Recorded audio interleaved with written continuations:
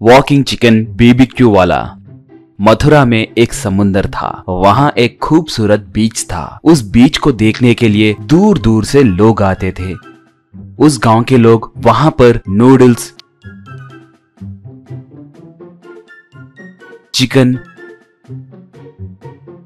पानी पूरी के ठेले, गुब्बारों के ठेले, ऐसे तरह तरह के ठेलियों को रखकर बीच के किनारे बेचते थे।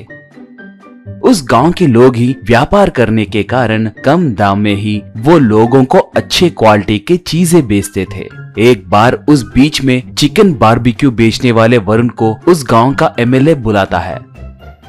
वरुण से एमएलए: क्यों रे, देखने में बच्चे के जैसे हो। क्या तुम ही परसों बीच के प्रेसिडेंट के जैसे जीते? जीतने के बाद मुझसे मिलना कहकर तुम्हें पता नहीं है क्या? कहा वरुण: सर, मेरे जैसे बच्चों को आप जैसे तुच्छ लोग परवाह नहीं करते कहकर मैं नहीं आया सर। कहा एमएलए तब: क्यों रे, ज्यादा बक रहे हो? उस बीच में नहीं रहना चाहते हो क्या? देखो, कल से मैं मेरे आदमियों को भी उस बीच में उतार रहा हूँ। वो लोग दाम को 2 गुना 3 गुना बढ़ाकर बेचेंगे। कहा वरुण तब: आप क्या बात कर रहे हैं सर? 2 गुना 3 गुना बढ़ाकर बेचोगे क्या? ऐसे करना अन्याय है सर। कहा एमएलए: देखो भाई, अन्याय बोले तो यहाँ नहीं चलेगा। बहुत जल्द चुनाव होने वाले हैं ना। एक वोट को कम से कम 2000 तो देना पड़ेगा ना। वो कहाँ से लाऊं? लोगों के पास से ही तो लाना है।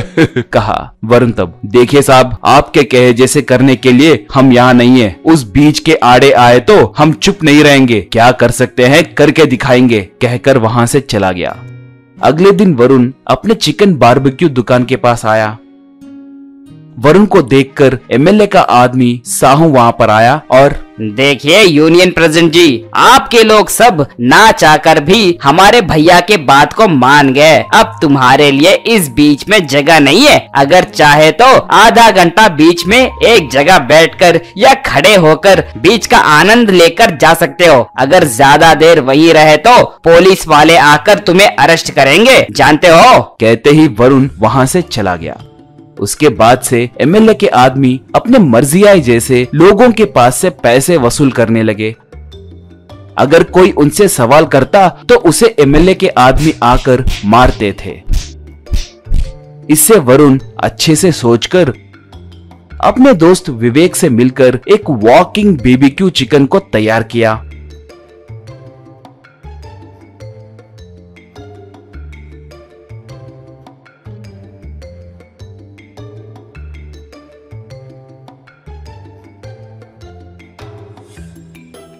वरुण अगले दिन वॉकिंग चिकन बारबेक्यू को लेकर बीच के पास गया और वो चिकन बारबेक्यू बनाने लगा।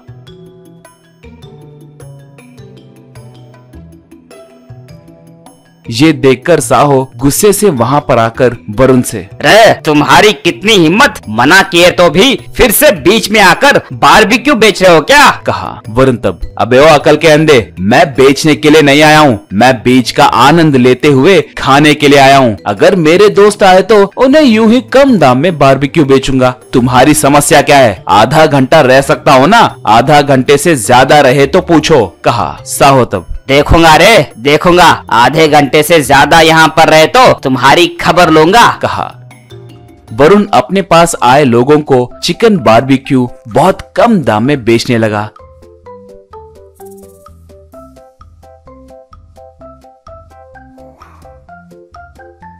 ये देखकर बीच में रहने वाले वरुण के पास ही आने लगे।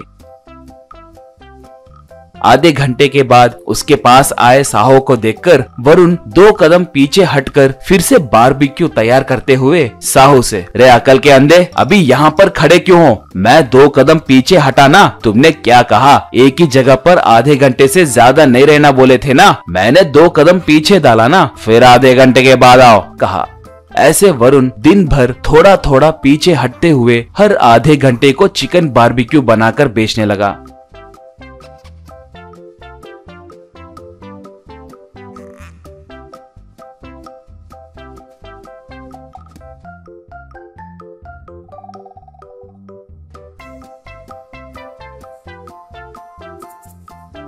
ये देखकर वरुण के लोग वरुण की प्रशंसा किए। थोड़े दिनों के बाद बाकी के लोग भी वरुण की नकल करते हुए अपने अपने आइटम्स को तैयार करके हर आधे घंटे को जगह बदलकर कम दाम में चीजें बेचने लगे। इससे एमएलए के आदमियों के पास कोई खरीदारी नहीं कर रहा था। एमएलए के आदमी आकर साहो से मिलके वरुण से लड़ने लगे। ये देखकर वरुण के लोगों को बहुत गुस्सा आया और वो लोग एमएलए के आदमियों को खूब मारे। इससे एमएलए के आदमी वहां से भाग निकले और उसके बाद वो कभी भी बीच के पास नहीं आए।